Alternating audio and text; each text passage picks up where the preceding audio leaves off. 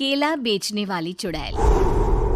एक बार की बात है, जादूपुर नाम के गांव में करतब दिखाती एक औरत एक रेड्डी के लिए गांव में आती है। आइए आइए मेहरबान कदरदान, खाइए रोहड़ा के ताजे ताजे केले। कभी खाए नहीं होंगे ऐसे केले, पीले पीले केले खाइए। ये कहकर रोहड़ा हाथों में 4 केले लिए उन्हें सर्कल में जोर जोर से हवा में उछालती हुई करतब दिखाती है, जिसे देखकर आसपास के सारे बच्चे अपने अपने मम्मी पापा से उस औरत के पास जाने की जिद करने लग जाते हैं। पापा, ऐसा तो सर्कस में बॉल से होता है ना, ये आंटी तो केले से कर रही है। चलिए ना पापा, देखते हैं। रोहड़ा एक पतली सी तार पर चलती हुई केलों से करतब दिखाती है। आते जाते सभी लोग बाहर रुककर उसके करतब देखते हैं और वाह वाही करते नहीं थकते।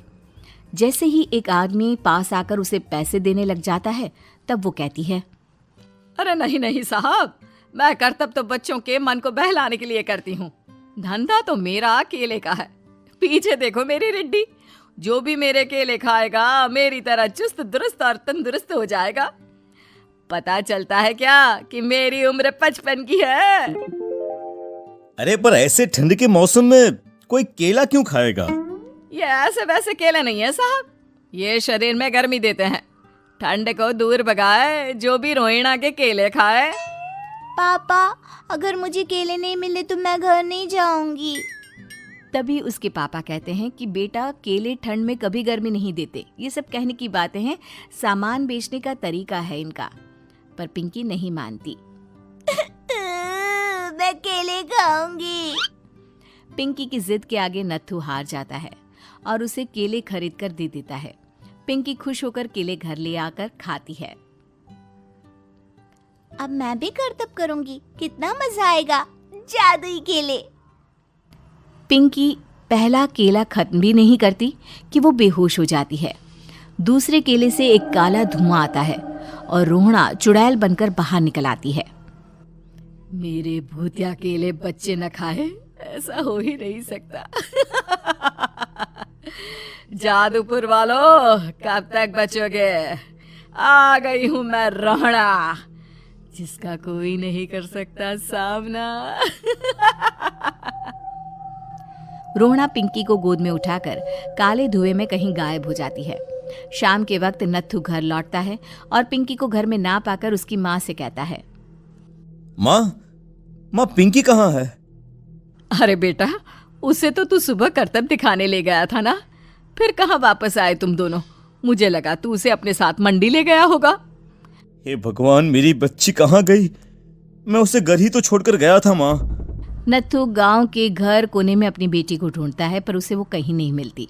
परेशान होकर आके रो रो कर नत्थू हिम्मत हार कर घर लौट आता है। अगली सुबह रोहड़ा फिर से करतब दिखाने आती है और इस बार पिंकी की तरह रोनी केले खरीद लेता है। 50 रुपए दिए थे पापा ने, सारे पैसों के मैंने केले खरीद लिए हैं। अब मैं भी आंटी की तरह ही करतबबाज बन जाऊंगा। यही सोचते हुए रोनी केले खाता है और पहला अकेला केला आधा खत्म भी नहीं करता कि चुड़ैल उसके सामने आ जाती है। मेरे साथ चलने का समय आ गया है रोनी। ये तो बस शुरुआत है। अब इस गांव के सारे बच्चे धीरे धीरे मेरे कब्जे में होंगे, एक बच्चा भी नहीं बचेगा। ये कहकर रोना रोनी को गोद में लेकर काले धुएं में अदृश्य हो जाती है। इसके बाद हर रोज गांव में से कोई ना कोई बच्चा गायब होता, पर ऐसा क्यों हो रहा है किसी को भी समझ में नहीं आ पा रहा था। रोज की तरह अपनी बेटी पिंकी की तलाश में नत्थू गांव के एक तालाब के पास बैठा रो रहा था। कहाँ गई मेरी पिंकी? शकुंतला के जाने के बाद एक वही तो मेरा सहारा थी। अरे उसकी आत्मा कोस रही होगी मुझे कि मैं अपनी बच्ची को संभाल भी नहीं पाया। नत्थू ये कहता हुआ रो ही रहा था कि तभी तालाब में से उसे शकुंतला की आवाज सुनाई देती है। कहाँ थी तुम शकुंतला? हमारी बच्ची और सारे गायब हुए बच्चे रोहड़ा के कब्जे में हैं। वो बच्चों को जो केले देती है उससे बच्चे बेहोश हो जाते हैं और उसके कब्जे में आ जाते हैं और वो उन्हें ले जाकर काली दुनिया में ले जाती है। पर वो ऐसा क्यों कर रही है? ये मैं नहीं जानती, पर उस दुनिया का रास्ता मैं आपको बता सकती हूँ। जहां ये नदी खत्म होती है वहां एक केले का पेड़ है, उसके नीचे एक दरवाजा है, वहीं से रास्ता जाता है उस दुनिया का। ये कहकर शकुंतला की आत्मा गायब हो जाती है। गांव के सभी लोग झुंड बनाकर उसी रास्ते से काली दुनिया में चले जाते हैं और वहां देखते हैं कि सारे बच्चे वहां काम कर रहे थे। पापा मुझे ले चलो यहाँ से। पापा पापा।